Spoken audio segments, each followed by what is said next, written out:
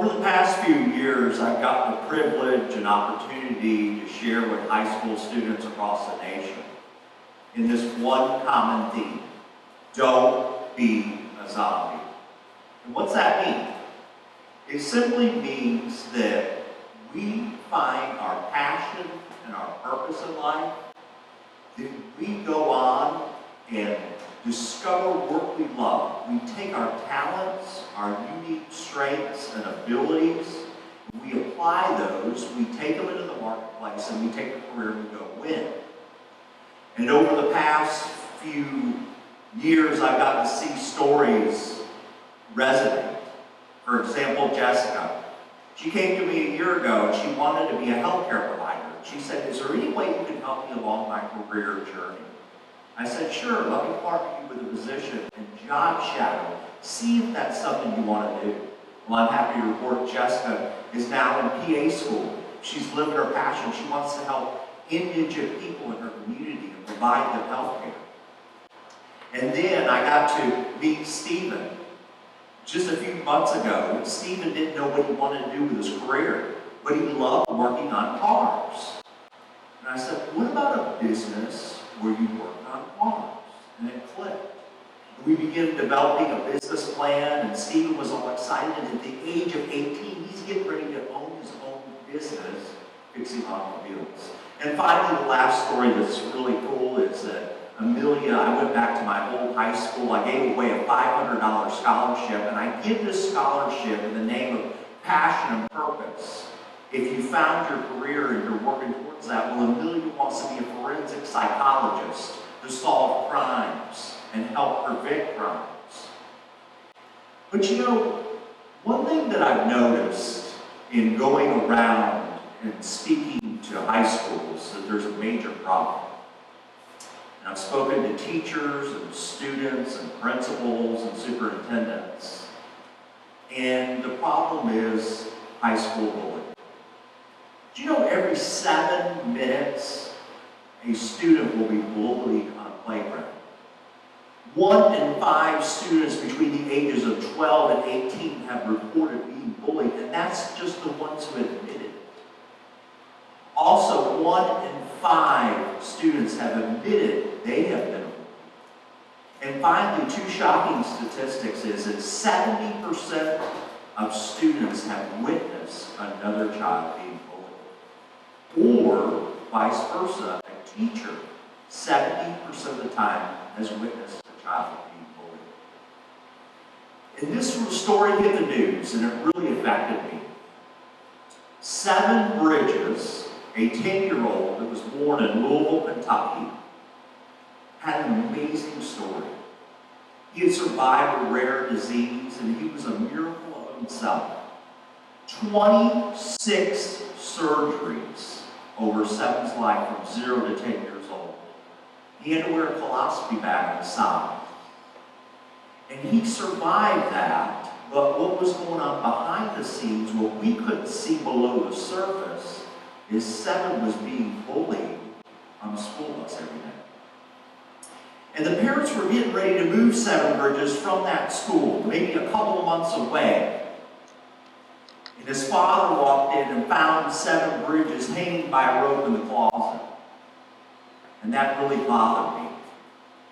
And see, 7 Bridges was called names on a school bus every day, humiliated, tortured, called racial slurs, and even physically choked. Then when I was in Tennessee, I was speaking at high schools around the area, and this story surfaced about Channing Smith, who was cyberbullied online. His private Instagram posts were shared online, and it embarrassed him and humiliated Channing Smith. And that was 1 hour from where I was speaking in Tennessee. Coffee County, Tennessee, Channing Smith. His father came in and saw a light under the door in the morning, and Channing Smith had taken 1 self-inflicted gunshot wound and killed himself. These stories aren't anomalies. They're happening all the time. One of the things that we see the three causes that bullying does is it slows our productivity. And so productivity can cause, did you know 260,000 students a year will miss school due to bullying. And students that are bullied, they're more than likely to score lower on math, reading, statistics, and standardized tests. They're more than likely to have long-term health problems. Also, another effect of school bullying is the long-term mental consequences. Post-traumatic stress disorder from being bullied is common. Anxiety, chronic depression, panic disorders, substance abuse, drug abuse, alcohol abuse, general poor health. These are the long-term effects. Not only that, it destroys students from building relationships in the future. Finally, if you look at your watch or your phone, the amount of time we've been here today for today's presentations, we have lost 3 teenagers to suicide. 6,200 teenagers we lost in 2017 due to suicide. And while all that's not bullying related, we know that bullying can push people over the edge. And the second leading cause of death in North America, ages 15 to 24, is teenage suicide. It's a pan-epidemic. So what are some of the things we can do to address bullying? It's a long-term, it's a long life crisis that we've had. But studies show Generation Z tend to communicate via text, FaceTime, more than they would pick up the phone.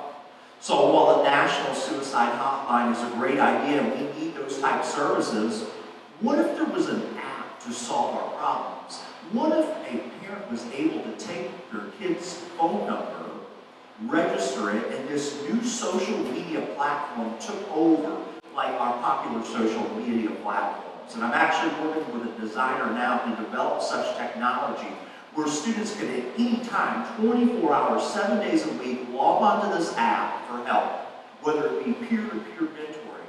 What if they notice somebody bullying and they want to report it in our schools and it goes right to the administration?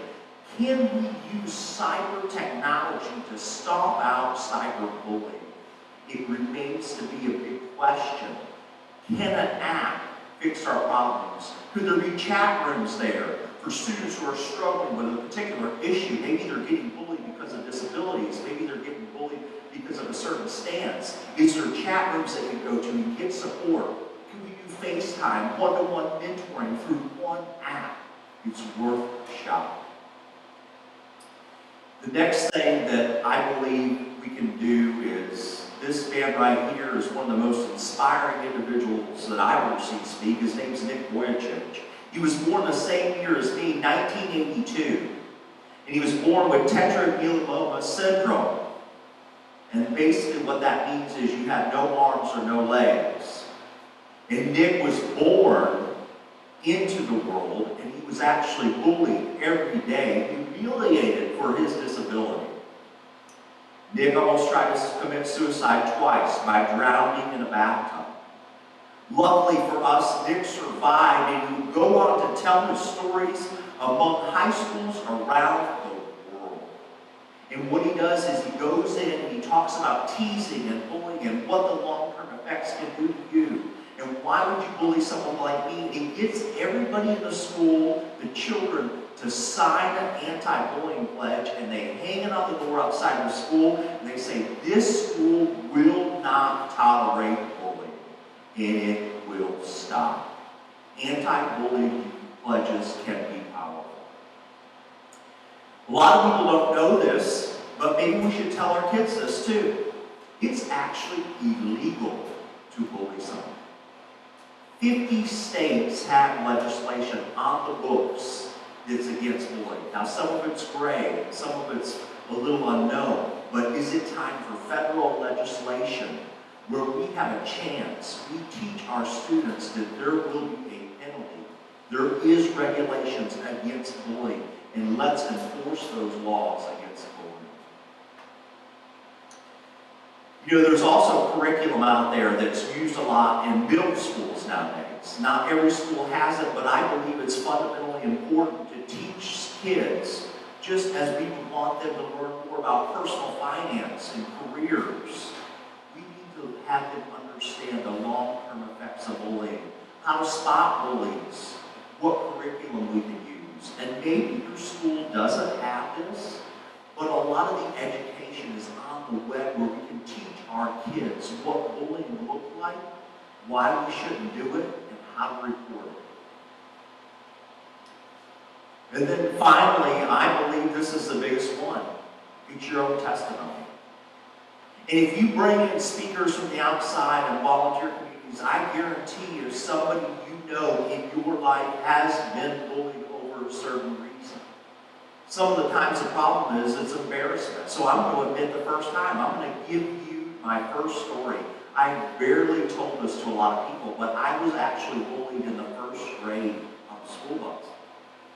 And I am now 37 years old, but I can remember those days being so stressed, having so much anxiety about stepping on that bus that I literally cried and not want to get on the bus because there was an older student on that bus that was bullying every single student on there. And finally, I had my mom, a tiger mother.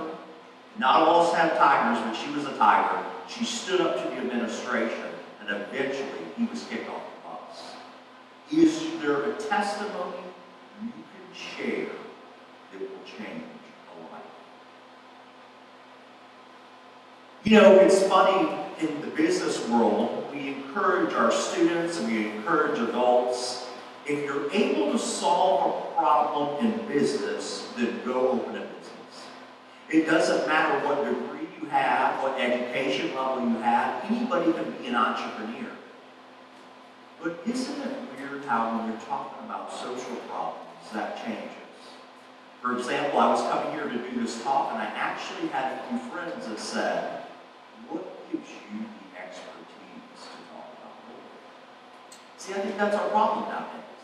I'm not a PhD, I'm not a psychologist, I'm not a counselor, I'm not a social worker, but I see a major problem. And it's time for empowerment. It's time for people to step up just like they would in business on social issues and step up and come up with solutions to problems.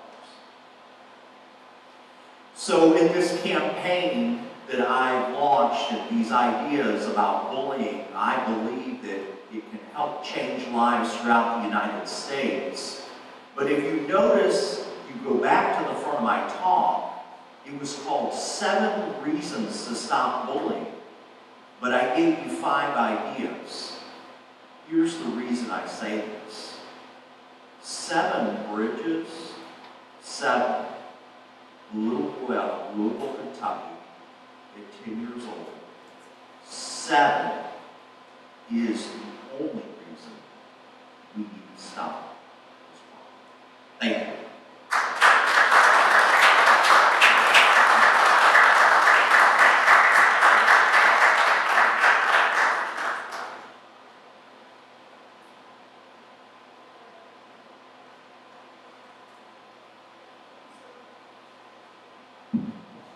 Thank you so much for that wonderful speech, and I think that is such an important topic that really needs to be discussed. So thank you for that.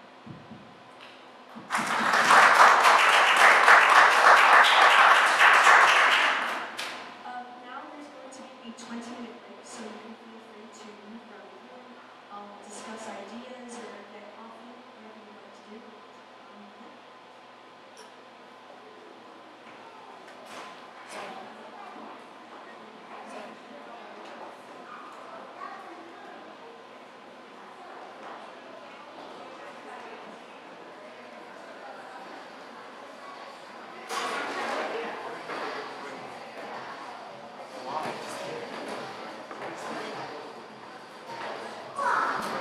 shoot. Oh no, I didn't stop those yet.